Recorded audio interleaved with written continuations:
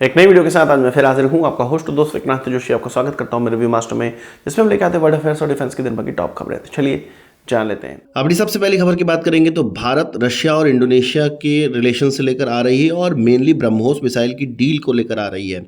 ये खबर आ गई है कि $450 मिलियन की एक डील, जिसमें कि ब्रह्मोस खरीदा जाना है इंडोनेशिया की तरफ से, अब उसको हरी झंडी मिल गई है। मतलब उसका फाइनलाइजेशन हो गया है। लगभग 7 सालों तक ये नेगोशिएशन चलता रहा और अब इसके बाद ये कंफर्म हो गया है, फाइनलाइज्ड हो गया है। और एक और चीज़ है इसमें कि इंडोनेशिया के प्रेसिडेंट भारत आने वाले हैं। रिपब्लिक डे परेड में वो चीफ गेस्ट होंगे और ये माना जा रहा है कि जब इंडोनेशिया के प्रेसिडेंट भारत आएंगे उस समय इस डील की घोषणा हो सकती है।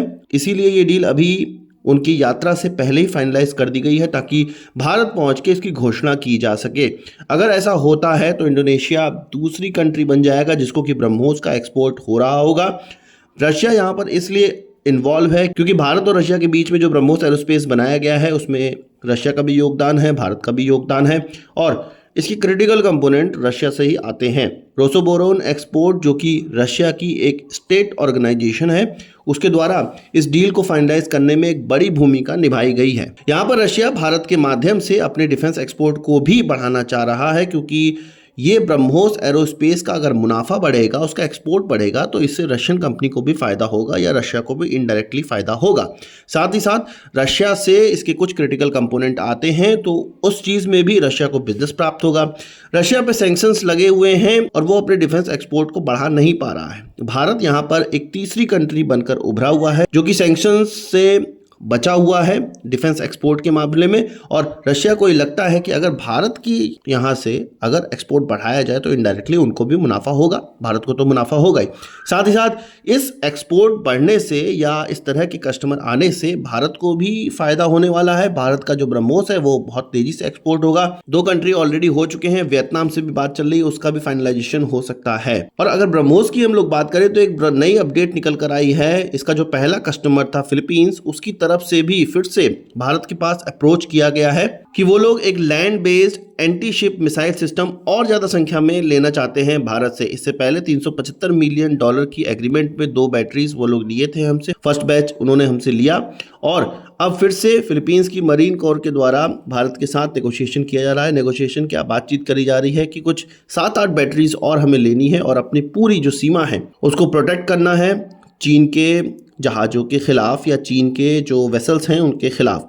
अब चीन के वेसल्स के खिलाफ क्यों मैं आपको बोल रहा हूँ, एक खबर निकल कर आई जिसमें कि भारत के कोस्ट गार्ड शिप को इस बार चीनी वेसल्स के द्वारा फॉलो किया गया, या आप कहें कि उनको ये बताने का प्रयास किया गया, हमारे कोस्ट गार्ड की शिप को ये बताने का प्रयास किया गया कि ये चीनी पानी है और यहाँ पर घूमना बंद करो।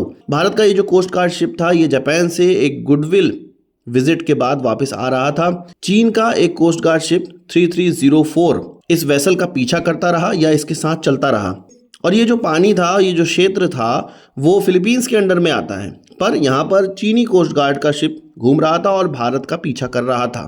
इससे पहले भी एक बार घटना हुई है जो कि चीनी मॉन्स्टर शिप के नाम से जाने वाले एक वेसल, जो कि चीन की कोस्ट गार्ड का 5901 वेसल था, वो फिलीपींस की एक्सक्लूसिव इकोनॉमिक जोन में घुस गया था और उनको काफी परेशान किया था। ठीक उसी प्रकार की चीजें चीन की तरफ से भारतीय शिप के लिए भी की जा रही थी। हालांकि कोई डायरेक्ट इनकाउंटर नहीं हुआ और ना ही ये हमारा वाटर था, पर हाँ जापान से भारत तक आने में इंडियन कोस्ट गार्ड शिप पर जो चीन की तरफ से ये साउथ चाइना सी में किया गया है, चीन के द्वारा ये बताया जा रहा है कि ये जो पानी है ये हमारा पानी है या ये समुद्री इलाका है, ये चीनी समुद्री इलाका है, भारतीय शिप यहाँ पर हमको बताकर गुजरे या हमारी आंखों के सामने से गुजरे। पर ऐसा पूरे विश्व की कंट्रियां होने नहीं देंगी। भारत भी इस एरिया में घूमेगा और यहाँ पर हमें चीन से एक सीख लेनी चाहिए कि अगर इंडियन ओशन में चीनी शिप कोई घूमता हुआ नजर आए तो उसी तरह हमें भी उसको शैडो करना चाहिए, हमें भी उसकी आंखों से आंखें मिलाकर देखना चाहिए कि भैया यहाँ के मालिक हम हैं।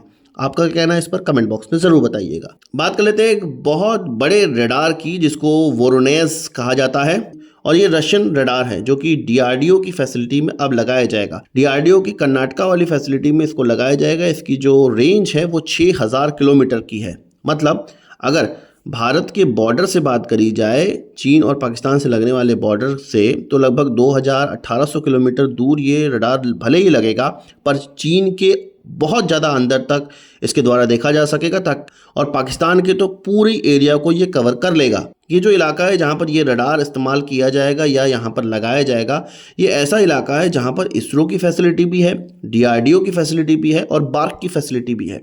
यानी कि जो क्षेत्र है वो बहुत ज़्यादा हाई प्रोफाइल क्षेत्र है, और यहाँ पर इस तरह के रडार का डिप्लॉयमेंट ये बताता है कि भारत अपनी जो रक्षा तैयारी है वो बहुत महत्वपूर्ण वाली जगह से ही शुरू कर रहा है। इस तरह के रडार के बाद जो भारत का सर्विलांस है अपने दुश्मनों के खिलाफ वो बहुत ज़्यादा बढ़ जाएगा। ये जो इलाका है जहाँ पर ये फैसिलिटी लगाई जाएगी, उससे समंदर में नज़र रखने में भी भारत को बहुत ज़्यादा फ़ायदा होगा। चीन का जो हस्तक्षेप है इंडियन ओशन में वो भी हमें समझ में आएगा कि कहाँ कहाँ पर हो रहा है। साथ ही साथ लैंड पर तो हम लोग इससे नज़र रख ही पाएंगे। इस रडार की खास बात ये भी है कि ये भले ही रशियन ओरिजिन का रडार है, पर इसमें जो कंपोनेंट लगेंगे वो 60% भारतीय कंपोनेंट लगेंगे। कुछ स्टार्टअप इंक्लूडेड हैं, कुछ 50 से ज़्यादा इंटरप्राइजेज हैं जो कि इस रडार के सब सिस्टम को भारत के अंदर बनाएंगे, और मेक इन इंडिया को भी बढ़ावा मिलेगा, जॉब क्रिएशन भी होगा।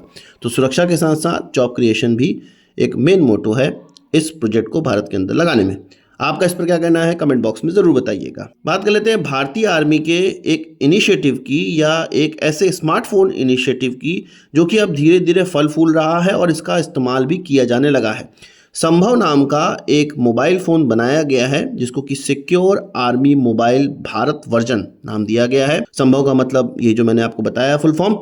ये 5G टेक्नोलॉजी से लैस ऐसा एक स्मार्टफोन है जो कि रोज़मर्रा के दैनिक आर्मी से रिलेटेड काम कर सकता है, यानी कि आर्मी के लोग इससे अपना दैनिक कार्य कर सकते हैं। इसके 30,000 संभव स्मार्टफोन ऑलरेडी ऑफिसर्स को बांटे जा चुके हैं, और अक्टूबर में चीन के साथ जो लास्ट राउंड की बातचीत हुई थी उसमें इस स्मार्टफोन का इस्तेमाल भी किया गया था, और अब जाके काफ़ी वृहद तौर पे आर्मी में इसका इस्तेमाल और इसको बांटा जा रहा है। यहाँ पर इसमें एक M सिग्मा नाम का ऐप है जो कि एक व्हाट्सएप की तरह काम करेगा। आप कह सकते हैं कि आर्मी के लिए एक व्हाट्सएप की तरह काम करेगा, जिसमें कि बात करना, डॉक्यूमेंट शेयर करना, पिक्चर्स भेजना, वीडियो भेजना, ये सारी चीज़ें की जा सकेंगी। यहाँ पर आर्मी का ये भी कहना है कि इस स्मार्टफोन या किसी अन्य स्मार्टफोन को एयरटेल या जियो के मोबाइल नेटवर्क के साथ इस्तेमाल करना काफ़ी सेफ रहेगा, और इससे हमारी जो डॉक्यूमेंट है उसको लीक होने का या पब्लिक में डोमेन में पहुंचने की संभावनाएं कम हो जाएंगी।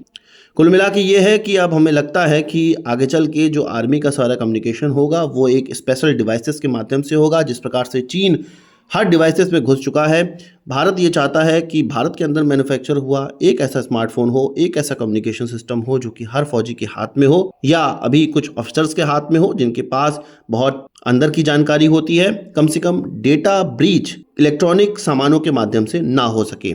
इसी तरह की चीज़ें हमें CCTV कैमरे में भी करनी है, जिसमें कि भारतीय मैन्युफैक्चर CCTV कैमरा ही होना चाहिए। इसके बाद हमें कंप्यूटर सिस्टम्स में आना पड़ेगा। अभी दिल्ली काफ़ी दूर है, हर चीज़ सिक्योर बनाने के लिए हमें बहुत ज़्यादा प्रयास करने की आवश्यकता है। आपका क्या कहना है इस पर कमेंट बॉक्स में ज़रूर बताइएगा। तो आज की इस वीडियो के लिए बस इतना ही। आशा करता हूँ कि वीडियो पसंद आया होगा। आप इसको एक बड़ा थम्स अप जरूर देंगे। इस वीडियो संबंधी सवाल सुझाव हो कमेंट बॉक्स में जरूर लाइएगा, और यदि आपने हमारा चैनल सब्सक्राइब नहीं किया उसे भी कर लीजिए, क्योंकि हम इस प्रकार की वीडियो लाते रहते हैं। नमस्कार, थैंक यू, जय हिंद।